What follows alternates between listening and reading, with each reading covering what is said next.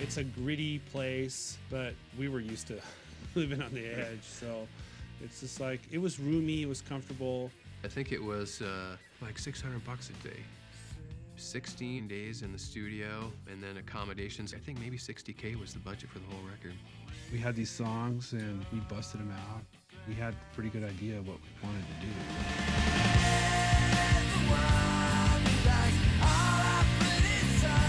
As much as we loved noise and we loved crazy ass punk rock shit, we wanted to be a good band. We loved the Beatles.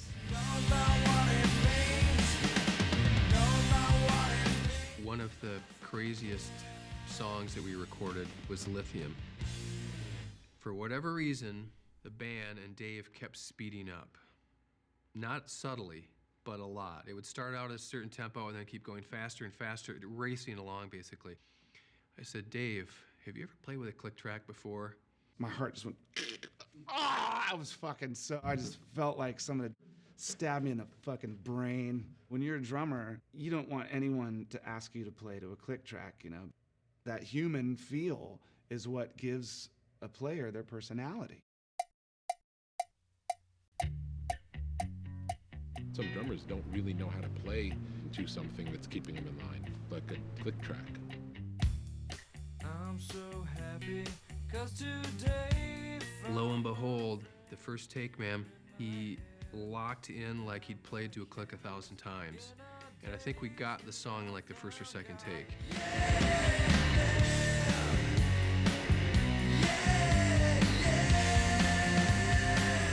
And then when I listen to it, I'm like, well, now it sounds like fucking chorus is slowing down.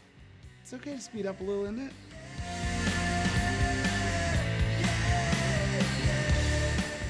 I remember every night we'd bring a cassette back from Sound City to the Oakwood apartments where we were staying and listen to what we had done that day. Those imperfections, that's cool. And it makes it sound like people. And Kurt was entirely about performance.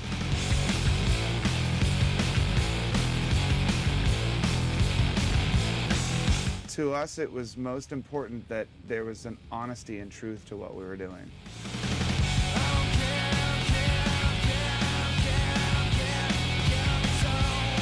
The music came through the speakers in a way that was primal. You could hear the sweat in the tracks. You could hear Kurt's vocal cords. Looking back at Sound City, I realized so much of that record is about performance.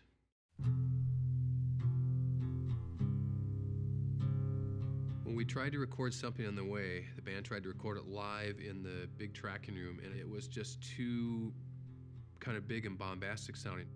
That song had to be right because it was such a delicate, fragile composition. Underneath the bridge, top has sprung a leak, and Kurt came into the control room and he started playing the song. He laid in front of the Neve on this couch, and I turned off the fans and the phones and everything, and he played the song just barely mumbling, barely singing, and barely playing that 5-string guitar. drippings from the ceiling. You had to focus on making it correct in the way it should be, which isn't necessarily perfect. It just feels right. Something in the way.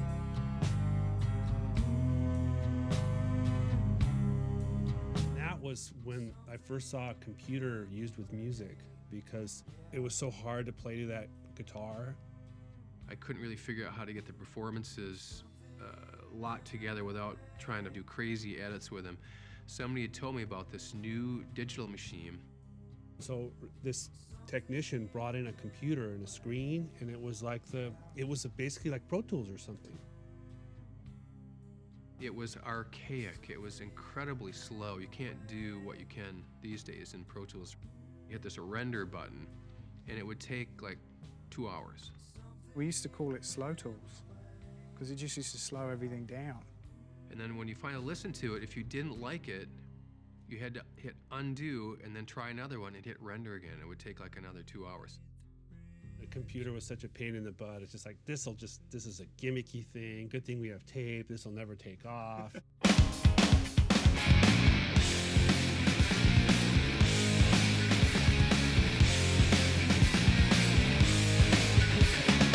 When I hear Smells Like Teen Spirit on the radio, I remember those really simple moments of being in the studio.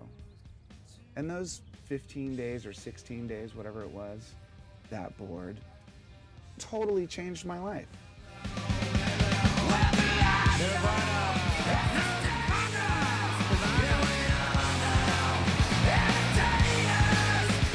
Sound City would not have survived if it was not for that record, you know.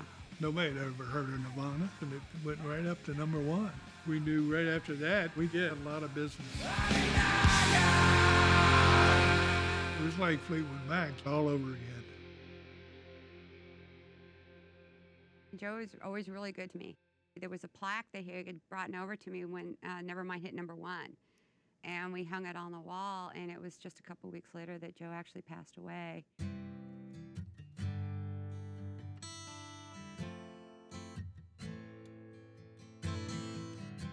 He was absolutely a beautiful person, Joe. Absolutely a doll of a guy. And I didn't treat him very well after, with the separation. And so I'm really glad we made up, before he died.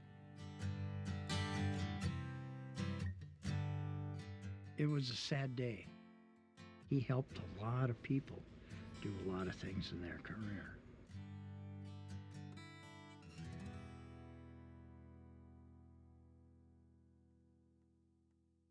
I remember coming back to Sound City.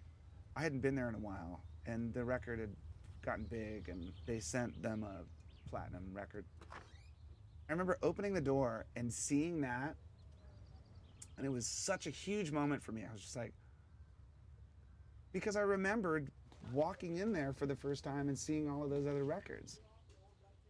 To me, Sound City represents some sort of integrity, like a truth, which is very human. Actual people doing this thing that inspired millions and millions of fans all over the place to do the same thing. That September, phones just blew up. I mean, you come in the morning, there'd be like 50 messages. It's like this tidal wave of interest, and it was a no-brainer, Sound City.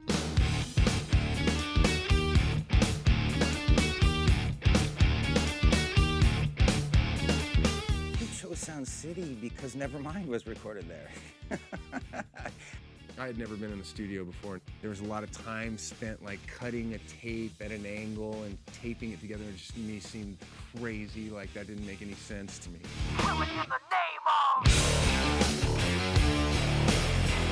We did our record at Sound City, like a live show. We brought monitors in, and we invited a bunch of our friends down. I think we got half the record in that one night.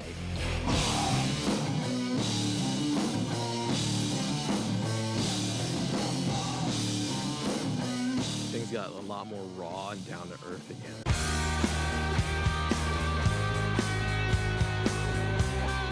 I had started to get into simplification and analog tape and vintage equipment and that kind of thing. And so obviously all roads led to a place like Sound City. It became the center of my life. I had a date for the 11th hour.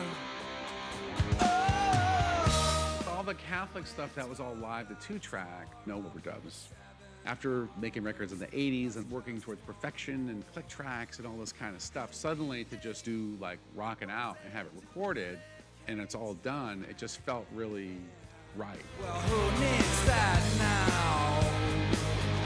Oh, who needs that now? I kept working there pretty much into the 90s with Rick. All they kept on saying about was, wow, there's no Paula. This is really weird. And I was just like, seriously? Siobhan was great. She didn't take no shit off nobody.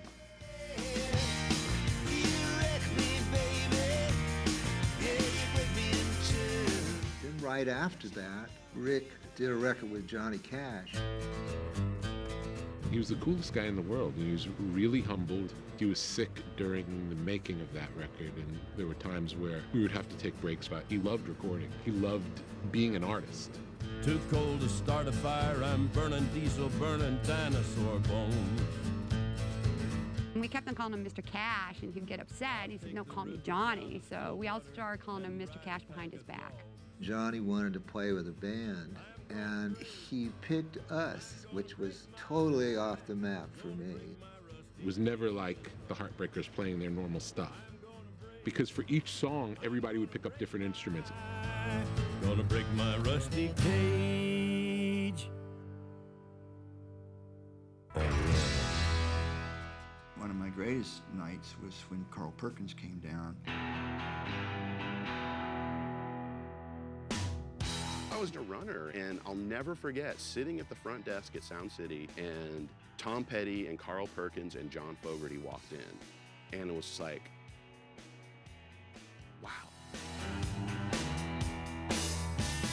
Come on, go with me, babe. Come on, go with me, girl. Tom Petty never loses his cool. And he walked out at the control room totally calm, and he just like slammed his hands down the table and goes, it's Carl fucking Perkins, can you believe it? Good old Sound City came through for us again.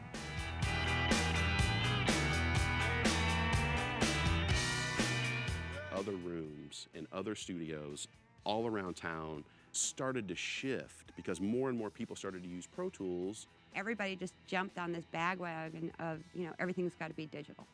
Digital consoles, digital tape machines. I mean, they hadn't decorated since 1974. They sure as shit weren't going to spend 20 grand on a fucking Pro Tools rig, you know? When you came to work at Sound City, you knew what you were getting. It was a tape-based studio. At some point, it became cultural. We're against that. It starts from the runner all the way up to all the engineers and the studio manager. They were just against it. Like, digital sucks. You know, bring them in the room and mic them up and just let tape roll. I've got a secret I cannot say. They might have movement to give it away. That's what Queens was all about. We were not only analog, it needed to be live. It needed to be something you could be proud of that you had done, you know? It was just what you had to do if you were a real musician. Whatever you do,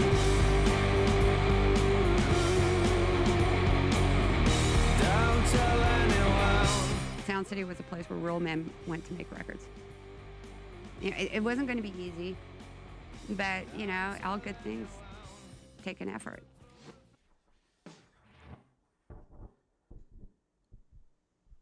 Okay, and then we make a mark on the tape, and that is going to be where I'm going to cut. When you have to record on tape, it's pretty difficult to manipulate the sound. We do the same thing there. You have to really focus, one, on how it sounds going in, and then two, the performance has to be amazing. Okay. Part of making it in the record business back in the old days was that there was something you could do and nobody else could do that. Pro Tools has enabled people, any average, ordinary person, to achieve those sorts of results now. To do that same thing with Pro Tools, there we go, done. It's really that simple. When Pro Tools came in, it freaked me out when I realized that you could drag music onto the grid and make it sound perfect. The good thing about the digital technology is if somebody makes a mistake, like the bass player hits a wrong note or something, you might be able to fix it much easier than we used to. The not so great is it's kind of enabled people that have no business being in a band or the music industry to become stars. I heard some young guy in a band say, well, you don't have to practice anymore. You know, you just slice it up in the machine, meaning the computer, and it comes out perfectly.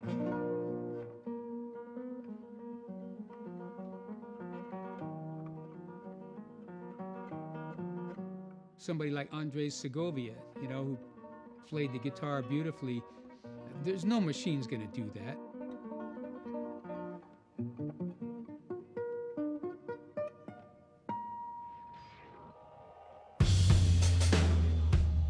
I am not a Pro Pro Tools fan, but Trent and Atticus, they really use it as a tool and a real creative tool. I never went into it with a kind of fear of it's cheating. I never used samplers as a way to sound like the real thing. It was really, here's the thing that can record sound like tape, but you can fuck with it in a million different ways. It's just a wildly inspiring tool, really. I believe I can see the future. I like to record it in analog at the highest level and listen to it that way. But that's not what's happening on the street. That's not where our audience is. You want them to live their lives the way they want to live it. I think it makes a lot of independent music right now possible. It's one of the reasons why we're able to make records for a couple $100. I think one of the big tape manufacturers went out of business. So that really pushed everybody into the digital world and the Pro Tools world. The days of moving into the studio and writing your record and recording your record and mixing your record, those days are gone now. They used to have $200,000, $300,000, $400,000 budgets to do an album. Now the money is just not there the way it used to be. Budgets were so small, we'd be tracking like 5 days, 10 days. It was always last minute. Can you work this afternoon or whatever? So. In the end, it was a little hard to swallow. You know, we started selling off the gear in Studio B because the studio was way behind on bills. Lover, there will be another one who'll hover over you beneath the sun. Most of the great studios have gone out of business, and a lot of what you hear on the radio was made on people's laptops. I think Pro Tools was to a lot of people, was the death knell. It always was an insider place, always. But it could not survive against Pro Tools. You know, the internet's cool for some stuff, but like many things, there's no bookstore, there's no music store, and there's no Sound City. And show you the way to go. It's over.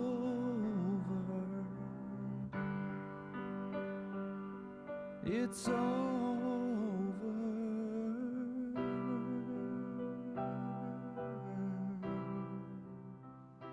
I had heard that Sound City was about to close. Someone said, you should call Siobhan. And I talked to Siobhan, and she was in tears, man. It was heavy. Sound City was my home. And basically after all those years, after 19 years, I was laid off, no severance pay, no medical, nothing. Siobhan was like, she was like a mom to me. You know, I left my mom. My mom was in Tennessee, and then I was out here, and Siobhan was so cool, man. I love her so much.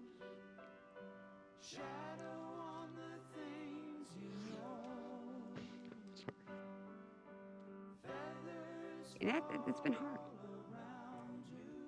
It's still, I'm trying to move on, but it's hard. It's over.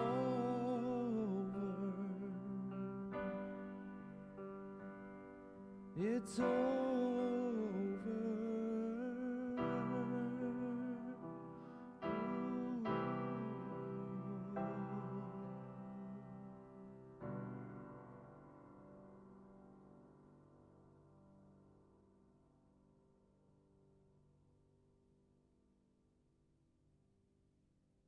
Looking back, I was just a kid when I walked into Sound City.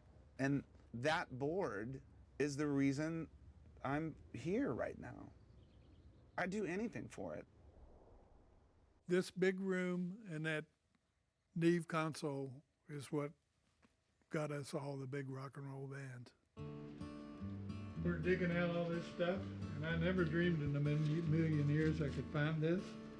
Here's the original order for the Neve console. Oh my God, really? Whoa.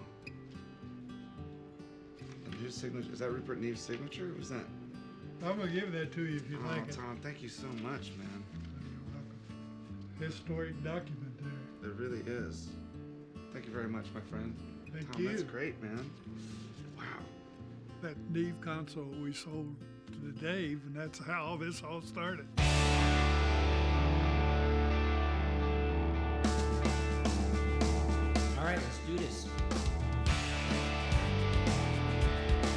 It's like, it's a living, breathing piece of the music that we've made. It's just as instrumental as any instrument that's run through it. It's the sound of the records that were made at Sound City. This thing is a piece of rock and roll history. I thought that board would just go straight to the Rock and Roll Hall of Fame. I thought no one was going to get that board.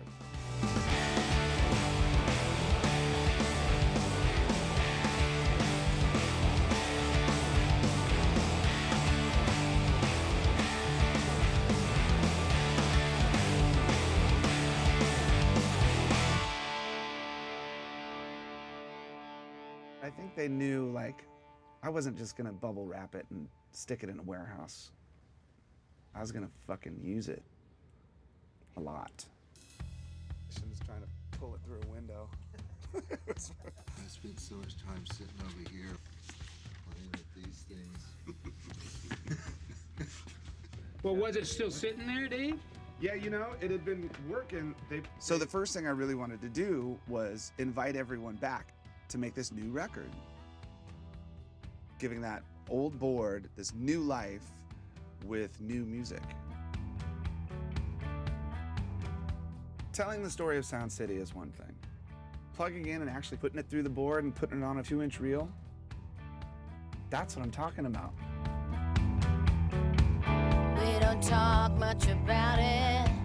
It goes back so many years. All the times we almost didn't make it. We stayed clear. We walked through the darkness. We made a pact not to dance with the devil. Even when the devil seemed to have a heart. He said we'd never be sorry for what we'd done. And we never allowed the devil to come to the party. I messed up. It's amazing. Want to do another? Sure. You want to take it up through verse 1 and verse 2 up to that first chorus. Yeah. What we're hoping to do on this album is to catch a little bit of that vibe that was captured when all those classic records were made at Sound City. I'll try to put some of that into this album. For what we'd done, and we never allowed the devil to come to the party.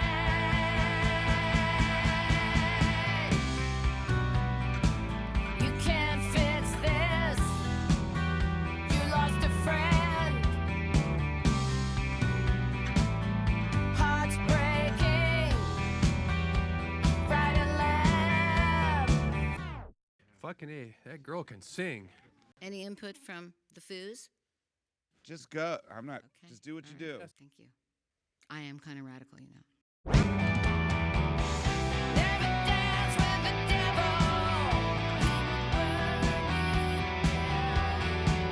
There's a reason why these people have achieved these things that they've achieved.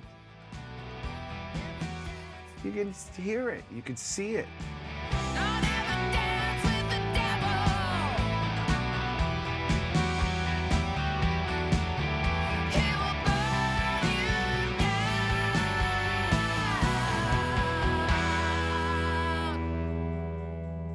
You can't fix this.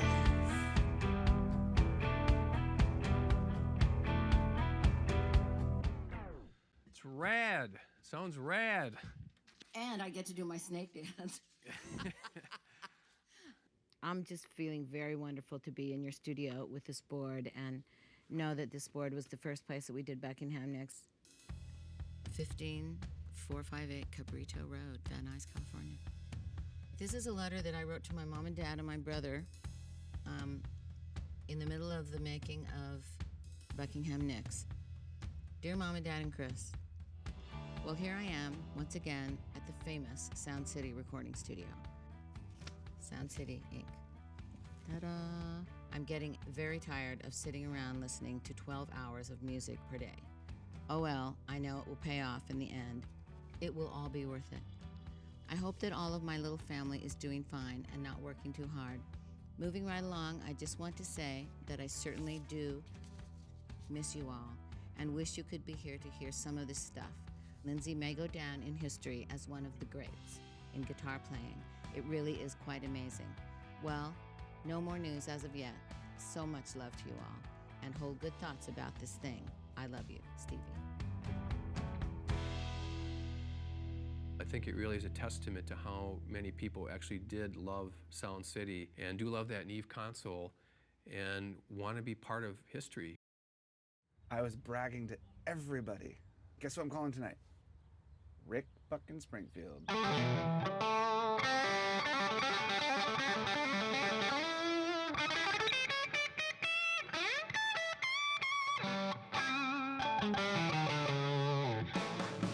I've always been a big believer in the power of the song. To me, the highest I ever feel is in the middle of writing a song that I think I've hooked into something, you know? I had an idea. I don't know if it would work, but would you want to try something? So if we played over the riff, it would go.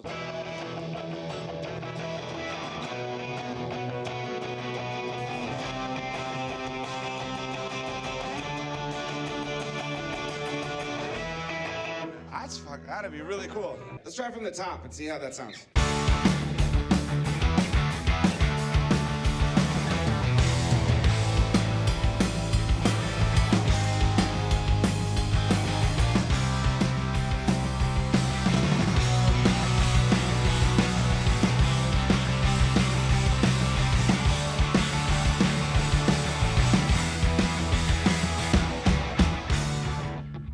Yeah. I think it's a great part. Dude, it's got Rick Springfield written all I know, over it's it. awesome.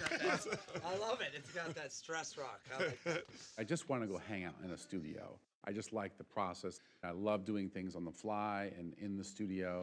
Just trying to think what would be nice to come if we to get back into that section. Just kind of play arrangements in a repetitive fashion over and over and over until some little change happened. What did you just do? You did something kind of cool.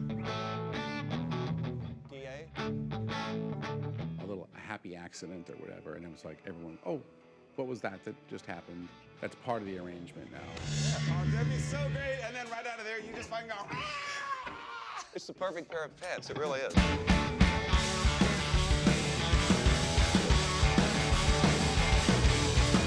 The good thing about learning while you're recording, where you sometimes accidentally get at something good, if you don't have any idea what you're doing.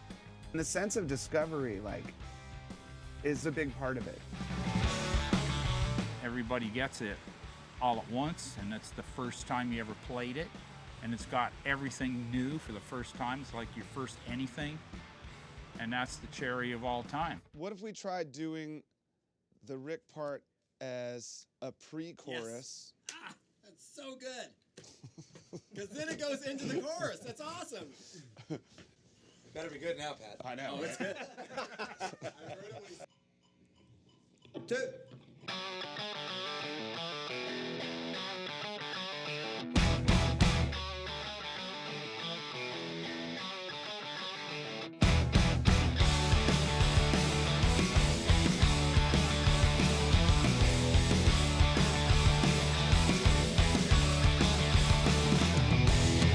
I can't say that I like her manner. I can't say that I like her face. I'm carved up on a silver platter. Serve warm, she's a real head case. I won't wait for an invitation. I can't stay for the sacrifice. I won't die as an unknown soldier. I won't even try. Sometimes We came in, we practiced the song, played it a few times, kind of a bunch of times, and we did it live. How special is that? just like the man that never was. Just like the man that never was. Just like the man that never was. All the elements of it, the playing, the writing, it's something that will pull you out of bed every morning and make you resist going to bed at night because you want to keep working on it. Music's been that for me.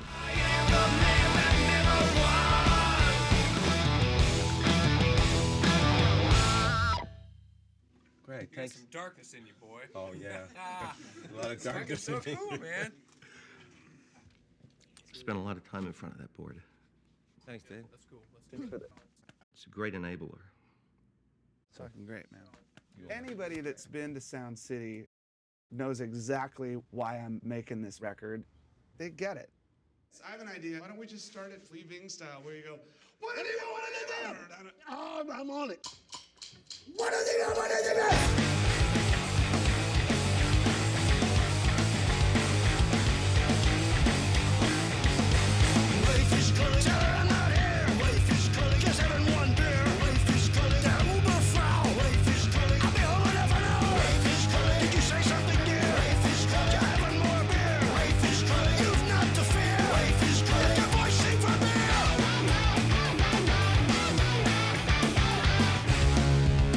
Studio, you're trying to boost your own performance from the energy that you're feeding from in your partners. You can't do that if you're standing there alone.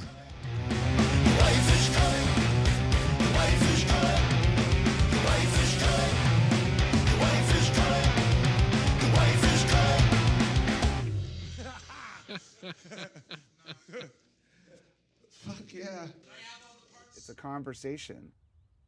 And that's a musical relationship that I think everybody searches for.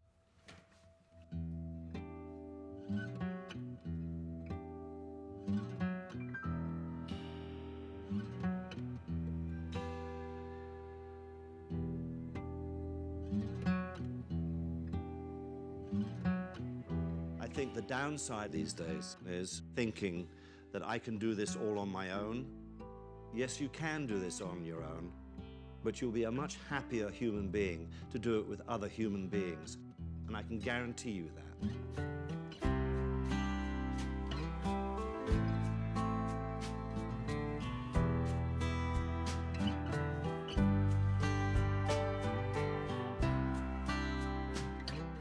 How would you define feel?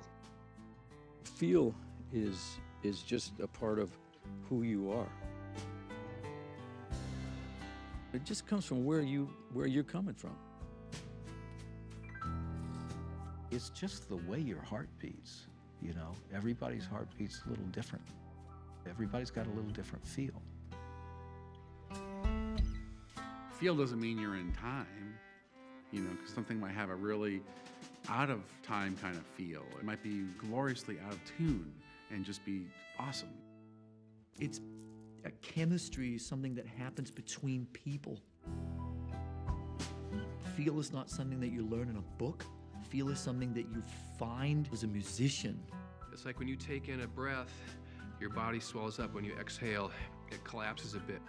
And sometimes music does that. It's so subtle. But feel is being human.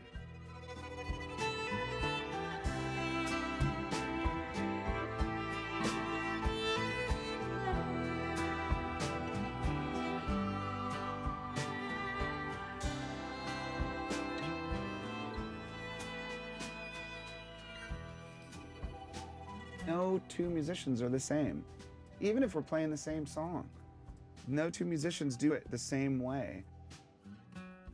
It's so hard to be understood in life.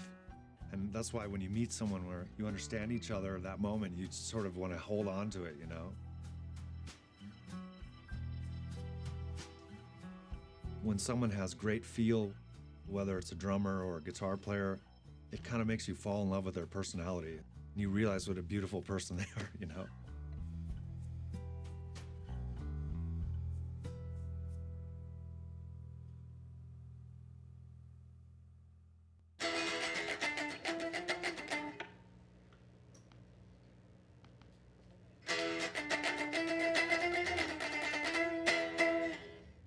There's a lot of people growing up now that won't do studio time, have never touched a compressor that's the one that's being emulated as the picture on their plugged in on their laptop. They're missing out on something, you know.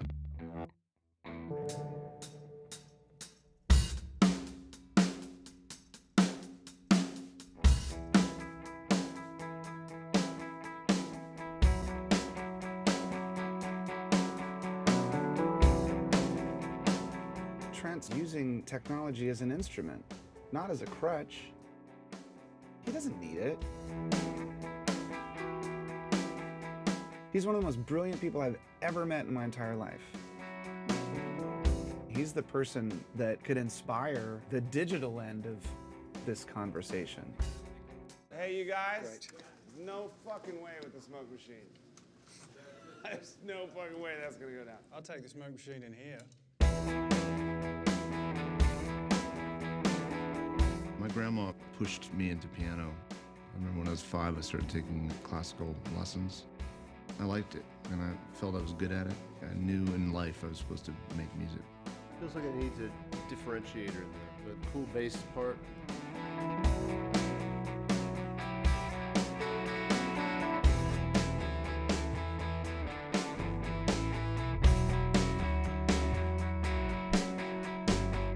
The sound I have is not right. That's not helping things at the moment. I could do better than that, too. Are you hearing something you want to try? Basic, so you're not stepping on my toes.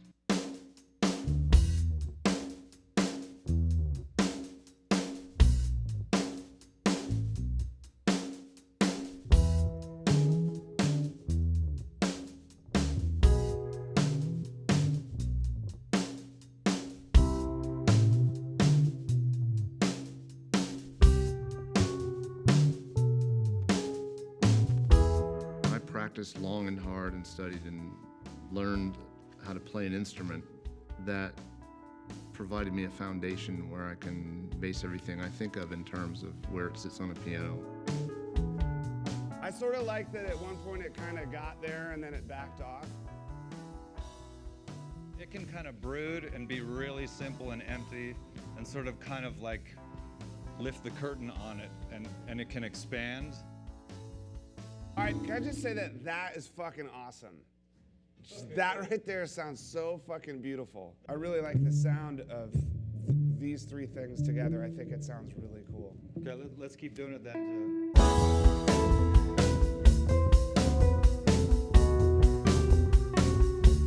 This whole thing should just sunrise. It would make it beautiful, you know? Yeah. It sort of like evolves until it hits this point and maybe goes zoom. I'm writing music today, rarely do I sit down and think, oh, this should resolve to that suspended, I don't think of that shit.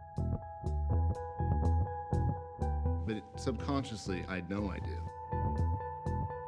And just when you've sold that enough, that's the time to change to an ending and sort of like let it rip a little bit, you know what I mean?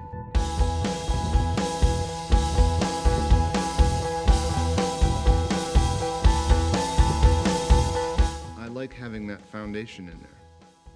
And that's a very un-punk rock thing to say.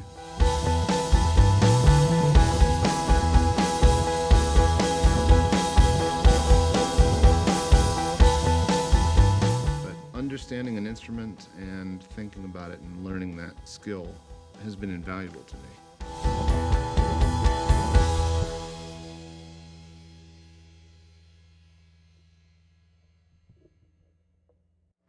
That was pretty good. Sounded pretty good to me, too. I found now as processors have gotten faster and programmers have gotten smarter, there's some pretty musical tools that are showing up in the digital world. Yeah, take me from the top of the drop.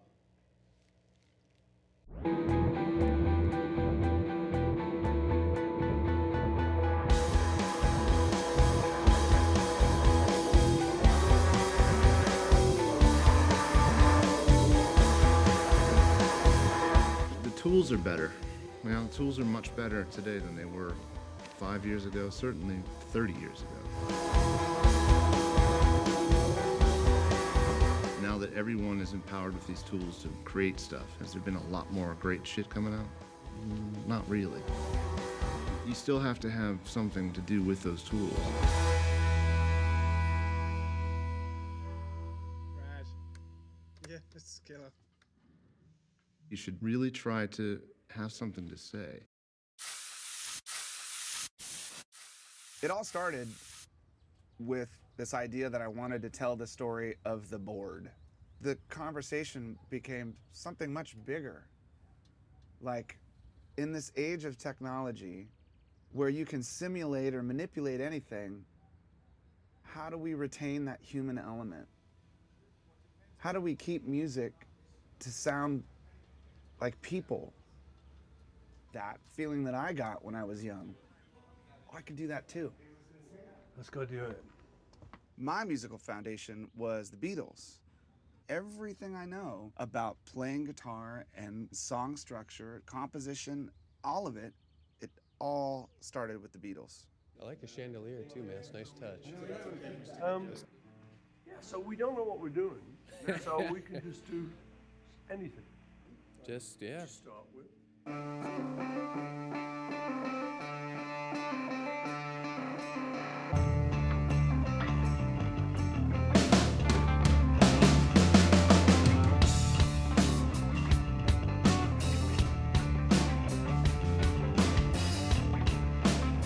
I think he knows how you feel when you play with him.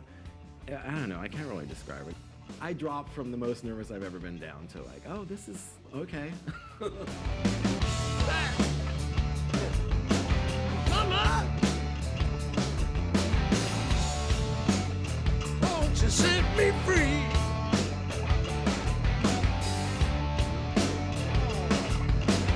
Mama! Let me be.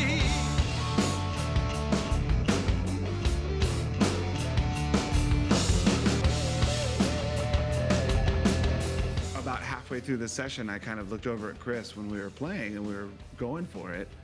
And Chris was moving the way he used to move and you were getting into it and I was playing and I thought, oh my God, this is like Nirvana. And then, wait, Paul McCartney's here?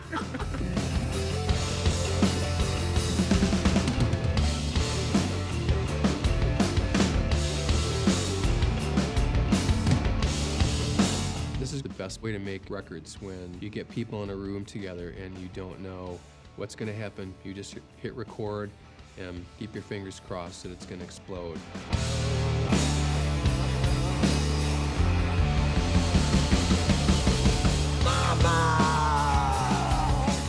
The limitations of this, it forces you to make decisions based on what's most important to translating that song. If we start.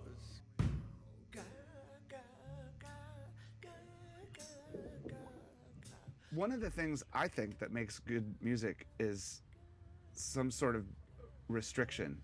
And then you want to go to, and then go into the.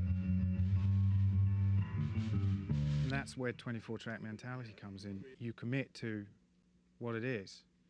With Pro Tools, you can always come back to it, or you can change it, or you can add to it to try and make it work, because you're not being forced to make choices, creative ones. Maybe then go to the A. We don't know what's gonna come on top of this, but something is that we'll find out later, and then go to the riff. Breakdown, like the intro. And I think you should go to that A maybe one more time. It's such a lift. After staying in that D for so long, it just has such a great impact when it goes up there. And it's so quick, it's just 4 times through. There's vocals in the room, isn't there? Yeah. So if it's live, that's all right. There's no overdubbing. No, we're Do it. Make it simple. Make it fast. Don't overthink it. Let it come straight out of you and do it.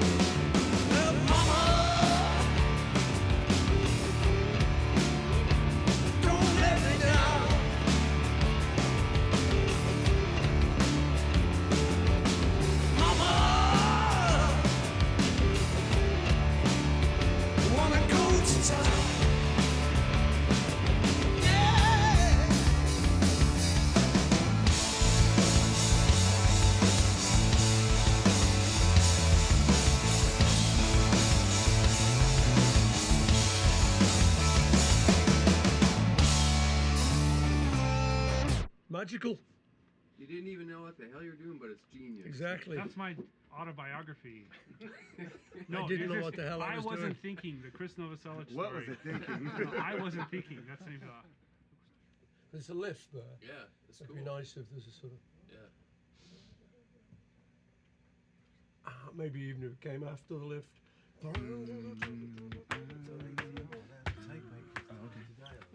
You let the lift happen, and then take it further with a chord, vocal chord. Yeah. Whatever the few of us. Who sings? You do? Me? I do. You? Chris? No. Guys? No. I just How long do you tried want to be here? definitive Are you no. double part? Just checking. So let's just try it, and then you tell us what's wrong with it. Yeah, Butch tell Paul McCartney what to do.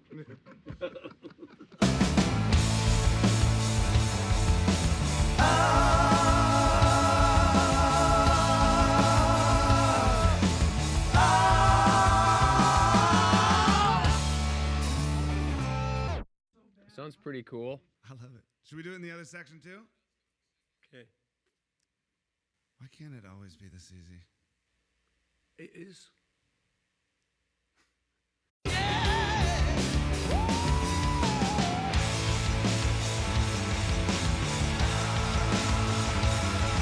If you want to stick around, you gotta come and stay. I'm gonna hit the road again and not come back. Getting a chance to play music with a person that is the reason why I'm a musician, and recording through the board, that's the reason why I'm here today. It was a huge full circle moment for me.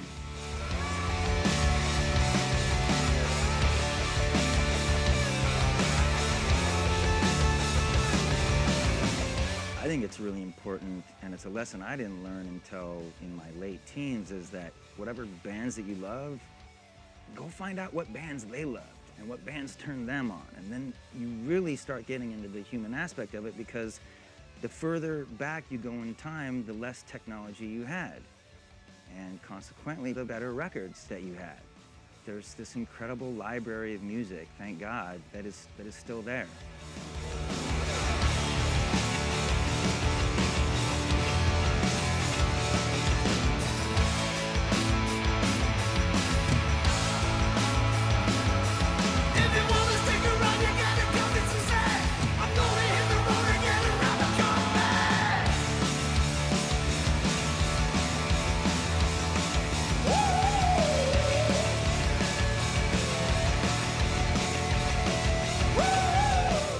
True to yourself and make the music that you love.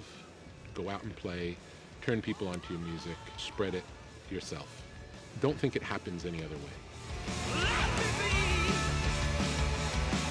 Let's rock, let's play, let's record, let's play it back. Wait till you hear this. I can't wait to get in my car to hear it. I'm gonna play it for my friend. I'm making a copy. I'm gonna blast it for fucking 10 hours and I'm gonna listen to it. Mama, watch me run. Mama, watch me run. Wanna have some fun, just wanna have some fun. Yeah, set me free, let me be. Yeah, yeah, yeah.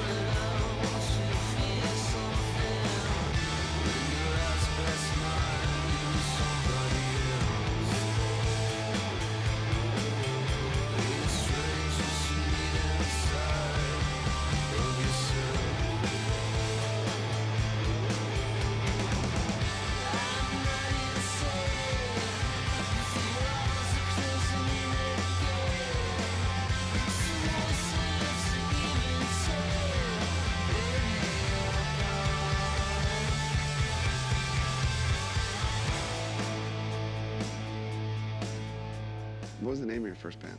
The Icy Blues. It was called Bloodfest. Yeah, good name. My first band was called Fury, and we were a Kiss cover band. Which was your favorite? My favorite Kiss record? Yeah. Oh, I could never choose. What was your first band? My first band was Autocracy. Huh? The band called The Senders. The Pixies.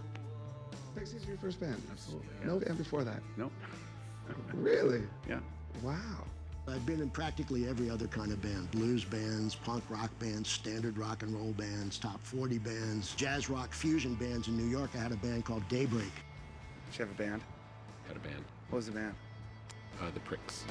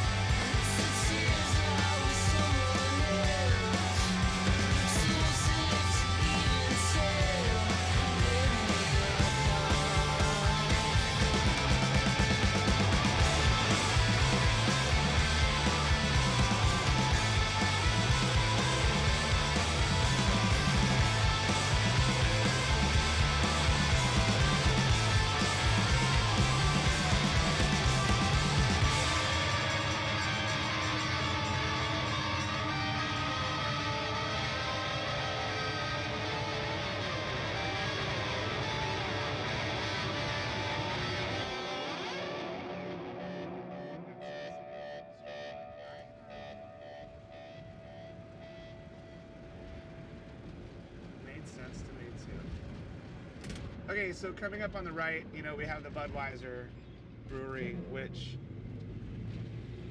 on a good night smells like someone burping right in your face. The thing that was cool about the brewery is like every band that came there always wanted to go take the tour. So they would always go over there and come back with cases of Budweiser and then sit around and get hammered all the rest of the night.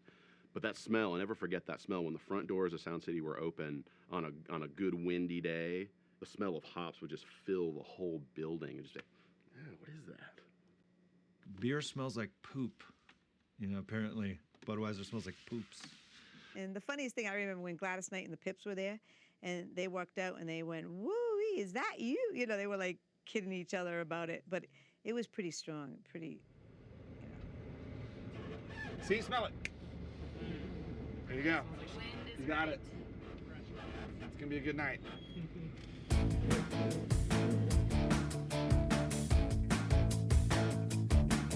Heard a song on the radio just after school. Back from the 80s before Reagan was cool. The band wore leather and the boys were looking so pretty. They rocked all the clubs down on Sunset, doing all those things that we try to forget. When they screamed out anthems and the guitars sounded so gritty. If it sounds as good in your room as it does in your car, you're on your way to be a rock and roll star. The groupies say, "Hey boy, you're gonna go far." I wanna play a song, everyone sing along, standing on the stage with the lights turned on, wearing those trends with all my friends, rocking all night like it'll never end. All our dreams hanging on one little ditty. Yeah, we got it on 2-inch tape down in Sound City.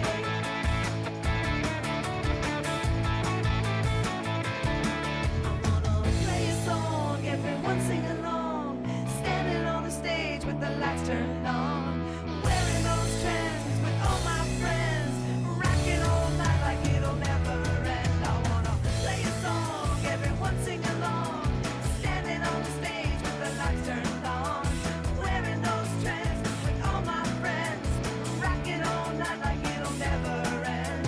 All those epic songs with the phrase so witty. You always lose a few to a cause that offers no pity. All our dreams hanging on one little ditty. Yeah, we got it on 2-inch tape down in Sound City. Oh yeah. Sound City.